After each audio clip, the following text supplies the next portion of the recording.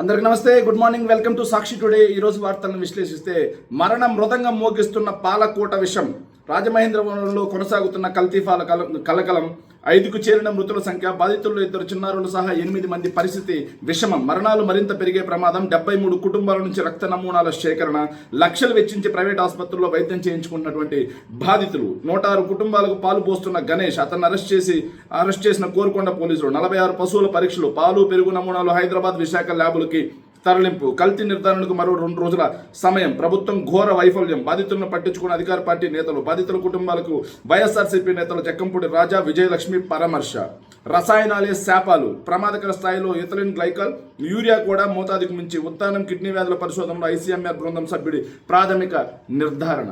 నిజంగా రాష్ట్రంలో ప్రభుత్వం ఉందా లేదా అనడానికి ఇది ఒక నిదర్శనం. ఎందుకంటే పాలు ఏది కల్తీయా, ఏది పట్టుకున్నా కల్తీయే, మద్యం కల్తీ, చిన్నపిల్లలు తాగే పాలు కూడా కల్తీ చేస్తూ కల్తీ అసురులు తిరుగుతూ ఉంటే ఈ ప్రభుత్వం ఏ గుడ్డిగాడిద పలుదొంతా ఉంది. నిజంగా 5 మంది చనిపోయారు, 8 మంది పరిస్థితి విషమం, 2 చిన్నారులు కూడా ఉన్నారంట. మొత్తంగా 73 కుటుంబాలు ఈ కల్తీ పాల బారిన పడ్డాయి. లక్షలు వెచ్చించి ప్రైవేట్ ఆసుపత్రుల్లో బాధితులు ఎవరైతే ఉన్నారో వాళ్ళు చికిత్స చేయించుకుంటుంటే ప్రభుత్వం నుంచి ఏ ఒక్కరు కూడా కనీసం పరామర్శకు వెళ్ళలేదు. ప్రభుత్వం నుంచి, వైఎస్ఆర్సీపీ నుంచి ఏదైతే జక్కంపూడి రాజా, విజయలక్ష్మి గారు వెళ్ళి పరామర్శకు వెళ్ళారు తప్పిస్తే మరి ప్రభుత్వంలో ఎమ్మెల్యేలు ఏమైపోయారు, ప్రభుత్వంలో మంత్రులు ఏమైపోయారు? వీళ్ళంతా జగన్మోహన్ రెడ్డి గారిని తిట్టడానికి, వైఎస్ఆర్సీపీ మీద బురద జల్లడానికి, తిరుమల వెంకటేశ్వర స్వామి యొక్క ప్రతిష్టని దిగదార్చడానికి తప్పిస్తే రాష్ట్ర ప్రజలు ఈరోజు ఎంత ఇబ్బందుల్లో ఉంటే వాళ్ళని వెళ్ళి పరామర్శించడానికి, దాని మీద ఏదైతే కల్తీపాల ఘటన మీద మరింత స్థాయిలో, విస్తృత స్థాయిలో ఉక్కుపాదం మోపడానికి మాత్రం వీళ్ళకి చేతులు రావట్లేదు. కానీ వైఎస్ జగన్మోహన్ రెడ్డి గారి మీద, తిరుమల వెంకటేశ్వర స్వామి మీద బురద జల్లడానికి మాత్రం వీళ్ళకి మనసు వస్తూ ఉంది. ప్రజలారా గమనించండి. రెడ్ బుక్ రివర్స్, బీహార్లో బేజార్, పాట్నాలో తెల్లవారుజామున ఎస్పీ దామోదర్ బృందం అరాచకం, గిరిజన ఐపీఎస్ అధికారి సునీల్ నాయక్ అక్రమ అరెస్టుకు భరితెగింపు, గోడ దూకి చొరబడి కిడ్నాప్ చేసి తీసుకెళ్లే యత్నం, ఏపీ పోలీసులను అడ్డుకున్న బీహార్ పోలీసులు, గంటల పాటు వాగ్వాదం, ఉద్రిక్తత, ఎఫ్ఐఆర్లో పేరు లేదు, వారెంట్ కేసు డైరీ లేదు, ఏపీ పోలీసుల తీరుపై పాట్నా కోర్టు మండిపాటు, సునీల్ నాయక్ అరెస్టుకు అనుమతి నిరాకరణ, తీవ్ర అవమానంతో ఏపీ పోలీసుల తిరుగు ముఖం. నిజంగా రెడ్ బుక్ అనే ఒక పిచ్చికొక్క ఆగడాలకి కాదేది అనర్హం. అధికారంలోకి వచ్చిన తర్వాత వైఎస్ఆర్ కాంగ్రెస్ పార్టీ నాయకులు, కార్యకర్తలు, మద్దతుదారులు వీళ్ళందరినీ అక్రమంగా అరెస్టులు చేయటం, 41A నోటీసులు ఉండవు, ఎఫ్ఐఆర్లో కేసులు ఉండాల్సిన పనిలా, కేసు డైరీ ఉండాల్సిన పని ఏం వల్ల వాళ్ళందరినీ తీసుకెళ్లి అరెస్ట్ చేయడం, అరెస్ట్ చేసిన తర్వాత 1కి 4 తప్పుడు కేసులు పెట్టడం, పీటీ వారెంట్లు అని చెప్పడం, తిప్పడం, కక్ష సాధింపు తీసుకోవడమే ఈ రెడ్ బుక్ అనే ఒక పిచ్చి కుక్క పరమావధి. సో ఆ రెడ్ బుక్ అనే పిచ్చి కుక్క ఆఖరికి పక్కన రాష్ట్రాలు కూడా దాటింది. రాష్ట్రాలు దాటి సునీల్ నాయక్ అనే అతను, ఎవరైతే గిరిజన ఐపీఎస్ అధికారి ఉన్నారో ఆయన మీద కూడా ఈ రెడ్ బుక్ అనే ఒక పిచ్చి కుక్క తన అరాచకాన్ని చూపిపోయింది. కానీ అన్ని చోట్ల ఆ పిచ్చి కుక్క ఆగడాలు సాగలేదు. ఎంత దుర్మార్గం అంటే, ఒక ఐపీఎస్ అధికారి మీ దగ్గర ఏదైనా అతని మీద ఎఫ్ఐఆర్ ఉంటే ఎఫ్ఐఆర్ కాపీ ఉండాలి, లేదు అతని మీద మీకు ఎఫ్ఐఆర్ కాపీతో పాటుగా మీకు ఏదైతే కేసు డైరీ ఉండాలి. కేసు డైరీ లేకుండా, ఎఫ్ఐఆర్ లేకుండా, ఏమీ లేకుండా మీరు ఒక ఉగ్రవాదుల్లో వెళ్ళి, పోలీసులు కాస్త ఉగ్రవాదుల్లో వెళ్ళి కిడ్నాపర్లు అవతారం ఎత్తి వెళ్ళేసి గోడ దూకి కిడ్నాప్ చేసుకొని వస్తామంటే వాట్ ఇస్ దిస్? ఇది కాదు కదా.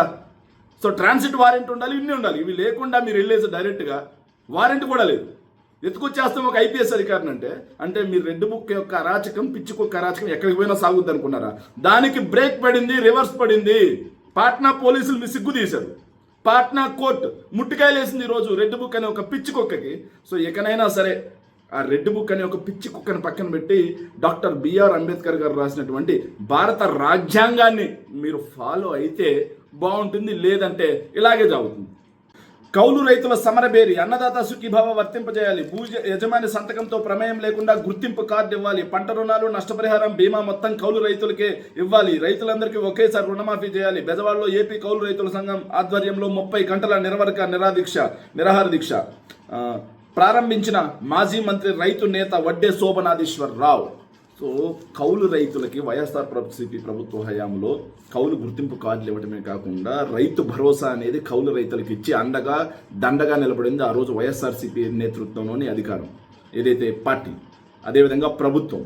కానీ అప్పట్లో కౌలు రైతులకు సాయం అని చెప్పేసి రాష్ట్రం అంతా తిరిగిన పవన్ కళ్యాణ్ నేడు కౌలు రైతులకి అన్నదాత సుఖీభవ లేకుండా వంచన చేస్తుంటే, కౌలు రైతులకు ఇన్పుట్ సబ్సిడీ లేదు, కౌలు రైతులకు ఏదైతే నష్టపరిహారం లేదు, పంట రుణాలు లేదు, బీమా లేదు, ఏమీ లేవు.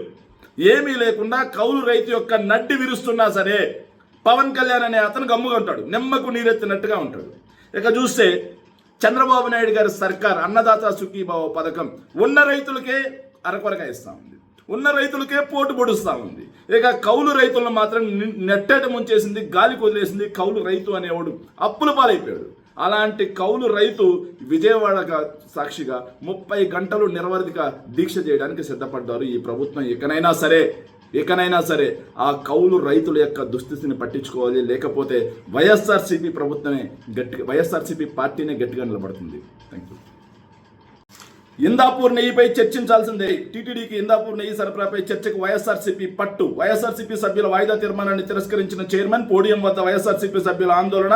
ప్రతిగా టీడీపీ జనసేన సభ్యులు కూడా పోడియం వద్ద నినాదాలు. మండలి ప్రారంభమై 7 నిమిషాలకే వాయిదా. శాసనమండలి సభ్యుల హక్కులు కాపాడండి. మండల చైర్మన్ ఛాంబర్ ఎదుట వైఎస్ఆర్సీపీ ఎమ్మెల్సీల ఆందోళన. అవును, నిజంగా హెరిటేజ్కి ఇందాపూర్కి లింకులు లేకపోతే శాసన మండలిలో చర్చించడానికి ఈ ప్రభుత్వం ఎందుకు జంకుతుంది? శాసనమండలి ఈ ప్రభుత్వం ఎందుకు జంకుతుంది చర్చించడానికి? నిజంగా లేకపోతే చర్చించేసే పోదు కదా, మా తప్పేం లేదు ఇదిగో అని చెప్పేసి. అలా కాకుండా చర్చించడానికే లేదన్నట్టుగా ఈ ప్రభుత్వం వెనక్కి పోతుందంటే తప్పు చేసినట్టే కాదా? సరే, అక్కడ తాగల.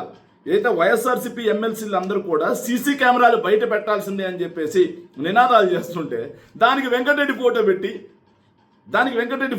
కారుమూరి వెంకటరెడ్డి ఫోటో పెట్టి సో ఆయన ఏదో ఓయో రూమ్కి వెళ్ళినట్టుగా. ఎంత దుర్మార్గం!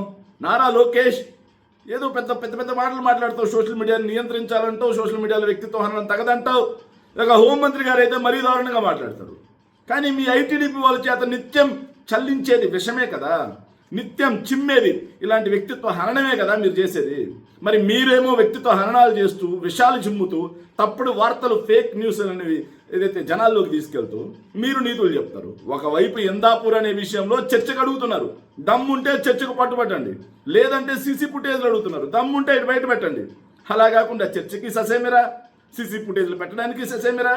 కానీ ఆ వీడియోని తీసుకొచ్చి పక్కన వెంకటరెడ్డిని పెట్టి తప్పుడు ప్రచారం చేయడానికి సై అంటా పోతా ఉన్నారు మీరు. నిజంగా ప్రజలు ఇవన్నీ గమనిస్తూ ఉన్నారు. Thank you.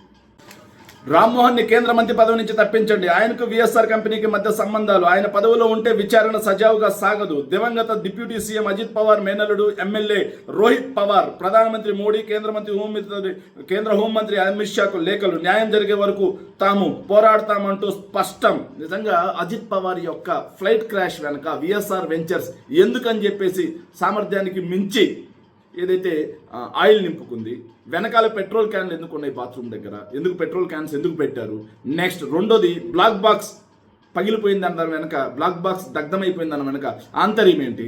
ఇవేమీ విచారణ చేయకుండా రామ్మోహన్ నాయుడు వాళ్ళకి క్లీన్ చిట్ ఎందుకు ఇచ్చాడు అనే దాని మీద ఆధారాలతో సహా రామ్మోహన్ నాయుడు గారి గురించి తెలుగుదేశం పార్టీకి, విఎస్ఆర్ వెంచర్స్కి ఉన్నటువంటి, అదేవిధంగా హెరిటేజ్కి, విఎస్ఆర్ వెంచర్స్కి ఉన్నటువంటి ప్రతి ఒక్క ఆధారాన్ని పిన్ టు పిన్ చూపిస్తూ రోహిత్ పవార్ అనే అతను, నిజంగా రోహిత్ పవార్, అజిత్ పవార్ మేనల్ రోహిత్ పవార్ అతను చూపిస్తూ కేంద్ర మంత్రి రామ్మోహన్ నాయుడు కేంద్ర విమానయాన శాఖ మంత్రిగా ఉండగా ఈ విచారణ పారదర్శకంగా సాగదు. కాబట్టి అప్పటి వరకు అతన్ని తీసి పక్కన పెట్టాల్సిందే.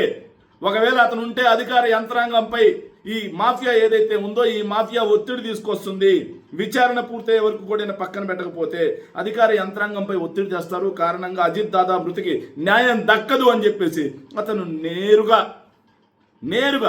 ఏదైతే తెలుగుదేశం పార్టీకి, విఎస్ఆర్కి, హెరిటేజ్కి, విఎస్ఆర్కి ఉన్నటువంటి సంబంధాలను ఆధారాలతో సహా చూపిస్తూ అతను నేరుగా ఏదైతే మొన్న ప్రెస్ మీట్ పెట్టడమే కాకుండా ఈరోజు ప్రధానమంత్రి నరేంద్ర మోడీ గారికి, కేంద్ర హోంశాఖ మంత్రులు అయినటువంటి అమిత్ షా గారికి, ఇద్దరికి కూడా లెటర్స్ రాశారు. వీళ్ళ మీద ఇంత అలిగేషన్ జరుగుతున్నా తెలుగుదేశం పార్టీ మీద కిక్కురు మనకుండా ఎందుకున్నారు? ఈ మధ్యకాలంలో వీళ్ళ మీద ప్రతి దాని మీద అలిగేషన్ వస్తుంది విత్ ఆధారాలతో సహా. ఇది రాష్ట్ర వ్యాప్తంగా జరిగింది కదా, ఇది దేశవ్యాప్తంగా అజిత్ పవార్ లాంటి ఒక నేత మరణం వెనక కుట్ర ఉంది అని చెప్పేసి వాళ్ళ ఆధారాలతో చూపిస్తూ ఉన్నారు. మరి దాని వెనక ఇంత జరుగుతున్నా సరే తెలుగుదేశం పార్టీ కానీ, కేంద్ర విమానయాన శాఖ మంత్రి కానీ ఎందుకు కిక్కురు మనకుండా ఉన్నారు? కనీసం ఒక సవరణ ఇస్తూ, ఒక వివరణ ఇస్తూ, ఒక ప్రెస్ మీట్ అయినా పెట్టాలి కదా, ఒక ప్రెస్ నోట్ అయినా వదలాలి కదా. ఏమీ వదలకుండా ఇలా సాగుతూ ఉన్నారంటే వాళ్ళ మాటలే నిజం. అజిత్ పవార్ మరణం వెనక ఈ ముఠా ఉంది, విఎస్ఆర్ వెంచర్స్ వెనక ఈ మాఫియా ఉంది అని చెప్పేసి ప్రజలు నమ్మాలా అని చెప్పేసి నేరుగా అడుగుతా ఉన్నాం. Thank you.